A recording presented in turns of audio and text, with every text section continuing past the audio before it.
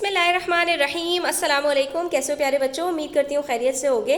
आज हमारे पास जो टॉपिक है वो बड़ा ही इंटरेस्टिंग है, बड़ा ही मज़े का है और इजी भी है। ठीक है, अभी तक हम प्राइम फैक्टर्स जो है वो निकालते हुए आए थे प्राइम फैक्टराइजेशन मेथड से। ठीक है, हाईएस्ट कॉमन फैक्टर हमें निकालना होता था अगर दो या दो से ज़्यादा नंबर्स का, तो हम प्राइम फैक्टराइजेशन करते थे।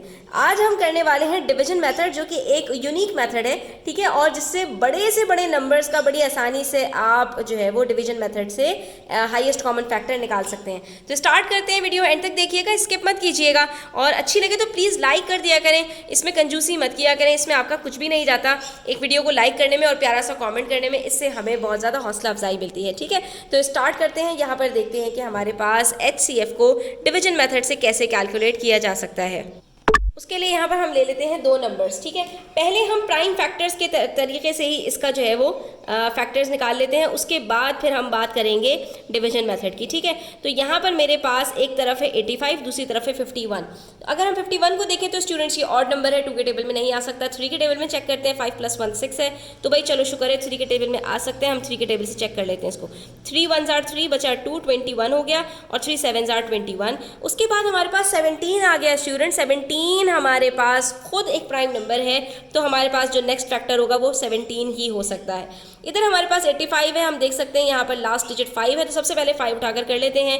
5 1s are 5 बच गया 3, 35 हो गया। 5 7s are 35। ओहो, यहाँ पर भी 17 बच गया। अब ये 17 हमारे पास दोनों में कॉमन आ गया। यहाँ पर आप देख सकते हैं जो अनकॉमन है वो 3 और 5 है, उसको छोड़ दीजिए। हमारे पास यहाँ पर हाईएस्ट कॉमन फैक्टर क्या निकल कर आ गया? 17। ठीक है, तो ये तो हमने कर लिया इसको प्राइम फैक्टराइजेशन मेथड से। अब बात कर लेते हैं हम डिवीजन मेथड की, कि अगर हमारे पास इस तरह के नंबर्स हों जो कि थोड़े से डिफ़िकल्ट हों या बहुत बड़े बड़े नंबर्स हों और हम उसको जो है वो प्राइम फैक्टराइजेशन के थ्रू नहीं निकाल पा रहे हों, तो हम किस तरह से इसको कैलकुलेट कर सकते हैं। तो इसके अंदर बेसिकली हमने करना क्या होता है स्टूडेंट्स, कि हमारे पास जो दो नंबर्स होते हैं इसमें से हम ग्रेटर नंबर को अपना डिविडेंड बनाते हैं, और जो हमारे पास स्मॉलर नंबर होता है उसको हम डिवाइज़र बनाते हैं। यानी डब्बे के अंदर आप बड़े नंबर को रख दीजिए और डब्बे के बाहर आप छोटे नंबर को रख दीजिए, और इससे फिर अब आप अपने डिवीजन को स्टार्ट कीजिए। ठीक है, तो अब यहाँ पर हम इसको ज़रा स्टार्ट करते हैं। 51 के टेबल में 85 कब आ सकता है? सिर्फ 1 टाइम्स आ सकता है, क्योंकि जब हम 2 टाइम्स करेंगे तो वो 100 से ऊपर चला जाएगा। 52s are 100 होता है। ठीक है, तो यहाँ पर कॉमन सेंस यूज़ करना है आपने। अब हमने यहाँ पर ये किया, तो हमारे पास यहाँ पर रिमाइंडर क्या बच रहा है स्टूडेंट्स? हमारे पास रिमाइंडर बच रहा है 34। ठीक है, अब रिमाइंडर बच गया ना, नेक्स्ट कुछ और नंबर नहीं है। तो अब हम क्या करेंगे कि हमारे पास जो डिवाइज़र था वो नया डिविडेंड बन जाएगा, और जो रिमाइंडर है वो अब नया डिवाइज़र बन जाएगा। कैसे? ये देखिए, ये हमारे पास जो 34 था ये डिवाइज़र की सीट पर आ जाएगा, और जो पहले का डिवाइज़र था उसको हम डिविडेंड के अंदर ले जाएंगे। ठीक है, तो अब ये हमारा जो मेथड है ये रिपीट होता चला जाएगा यहाँ तक कि हमारे पास जो रिमाइंडर है वो 0 हो जाए। ठीक है, अब 34 से डिवाइड करके देखिए इसको। 34 1s are 34, और अब हम इसको माइनस करते हैं तो हमारे पास क्या बच रहा है?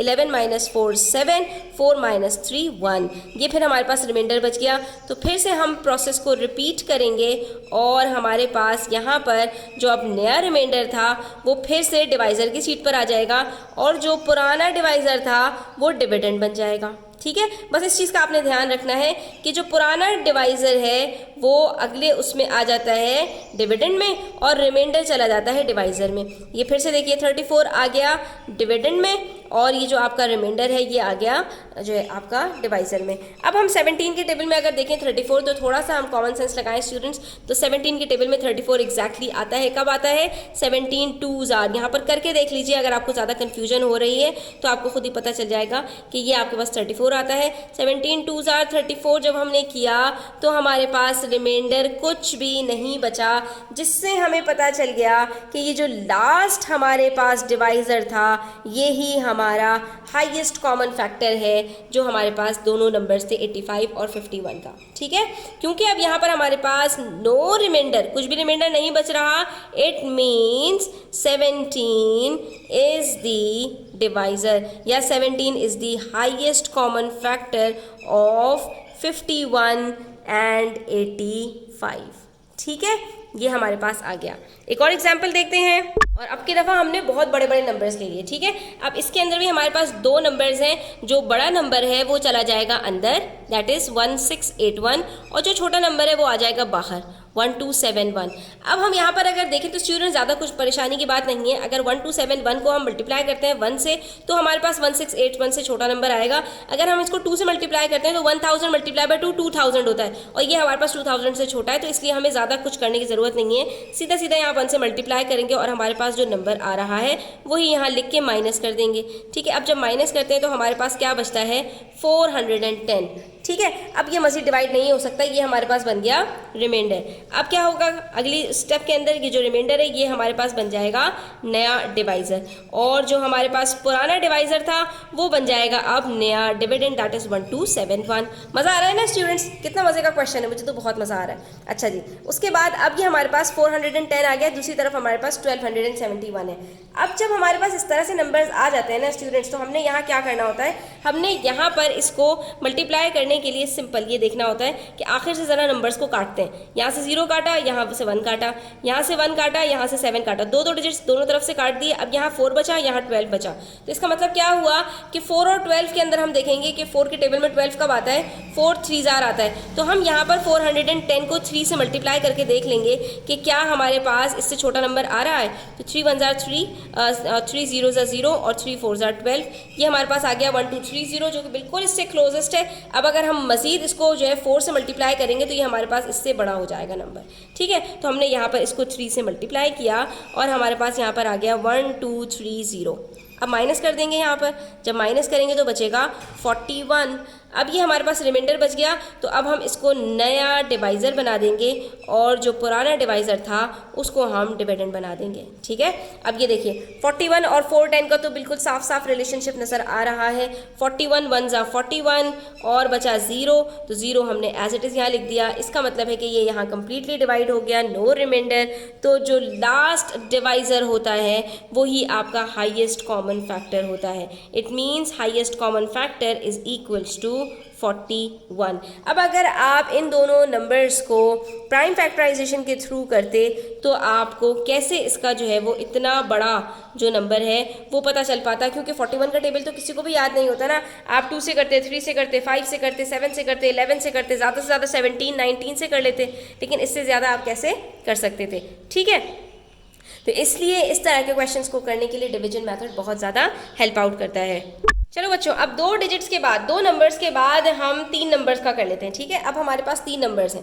इसके अंदर हमें किस तरह से करना होगा, जो सबसे ग्रेटेस्ट नंबर है सबसे पहले हम उसको लेंगे, उसको हम अपना डिविडेंड बना देंगे। यहाँ पर सबसे ग्रेटेस्ट नंबर हमारे पास 91 है, ठीक है। तो हमने सबसे पहले इसको डिविडेंड बनाना है, और जो उससे स्मॉलर है, सबसे स्मॉलर नहीं, जो उससे छोटा नंबर है उसको हम डिवाइज़र बना देंगे। तो यहाँ पर हमारे पास 65 और 91 आ गए। अब 65 के टेबल में 91 कब आएगा, 1 टाइम्स ही आ सकता है, उससे ज़्यादा तो नहीं आ सकता क्योंकि वो 100 से भी ऊपर चला जाएगा। अब जब हम इसको माइनस कर रहे हैं तो हमारे पास बच रहा है यहाँ पर 26। अब ये हमारे पास 26 रिमाइंडर बच गया ना, इसको हमने क्या करना है, नया डिवाइज़र बना देना है, ठीक है। 26 हमारा नया डिवाइज़र बन गया, जो पुराना डिवाइज़र था वो अंदर चला जाएगा और यहाँ पर हमारे पास 65 आ जाएगा। अब 26 का टेबल तो हमें नहीं आता, लेकिन 25 का तो आता है ना। 25 1 से 25, 25 2 जा 50 और 25 3 जा 75 होता है। जब 25 ही 3 जा 75 हो रहा है तो इसका मतलब है 26 को भी हम सिर्फ 2 टाइम्स ही ले सकते हैं। 26 2 जा क्या हो जाएगा, 25 2 जा 50 होता है, तो 26 2 जा आप 2 नंबर्स बढ़ा दीजिए, आपके पास आंसर आ जाएगा 52, ठीक है। उसके बाद यहाँ पर माइनस कर लेते हैं इसको, तो हमारे पास बच रहा है यहाँ पर 13। अब ये जो 13 हमारे पास रिमाइंडर बचा, इसको हम मज़ीद एक नया जो है वो बना देंगे और उसके बाद इसको माइनस करके देखते हैं, डिवाइड करके देखते हैं 26 के साथ। तो 13 के टेबल में 26 आ जाता है भाई, 13 2 जा 26 और ये कम्प्लीटली हमारे पास यहाँ पर डिवाइड हो गया। अब जो हमारे पास ये नया डिवाइज़र आया है स्टूडेंट्स, जो हमारे पास ये वाला नंबर बचा था ना 39, इसके साथ हम इसको करके देख लेंगे।